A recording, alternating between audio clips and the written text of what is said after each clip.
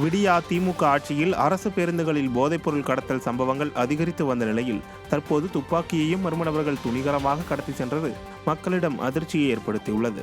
சென்னையிலிருந்து நேற்று இரவு நெல்லைக்கு சென்ற அரசு பேருந்து புதிய பேருந்து நிலையத்தில் பயணிகளை இறக்கிவிட்டு வண்ணாரப்பேட்டையில் உள்ள அரசு பணிமனைக்கு காலையில் சென்றுள்ளது. அங்கு பேருந்தை சுத்தம் செய்யும் போது அதில் துப்பாக்கி, அரிவாள் உள்ளிட்டவை இருப்பதைக் கண்டு தூய்மை பணியாளர்கள் அதிர்ச்சி அடைந்தனர்.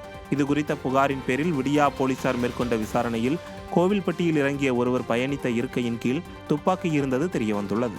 நெல்லை கிழக்கு மாவட்ட காங்கிரஸ் தலைவர் படுகொலை வழக்கில் எவ்வித துப்பும் கிடைக்காமல் போலீசார் திணறி வரும் சூழலில் அரசு பேருந்தில் துப்பாக்கி, அரிவாள் உள்ளிட்டவை கைப்பற்றப்பட்ட சம்பவம் மக்களிடையே அச்சத்தை ஏற்படுத்தியுள்ளது.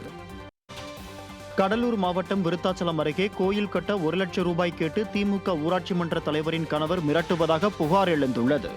பெரிய காப்பான்குளம் கிராமத்தைச் சேர்ந்த ராஜசேகரன் என்பவரிடம் கோயில் கட்ட பணம் தரவில்லை என்றால் வீட்டை இடித்து விடுவேன் என மிரட்டிய திமுக ஊராட்சி மன்ற தலைவர் தமிழ்ச்செல்வியின் கணவரும் திமுகவை சேர்ந்தவருமான அரங்கநாதனின் செயலை கண்டித்து பாதிக்கப்பட்ட குடும்பத்தினர் உண்ணாவிரத போராட்டத்தில் ஈடுபட்டனர்.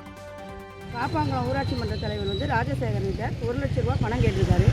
அந்த 1 லட்சம் ரூபா பணத்தை கொடுக்க மறுத்ததுனால வீட்டை காலி பண்ணுங்க அப்படின்னு சொல்கிறாரு. அப்படின்னா அவர் ஒரு திமுக பிரமுகர், அதனால் அந்த கட்சியை வச்சு ராஜசேகரன் மிரட்டுறாரு.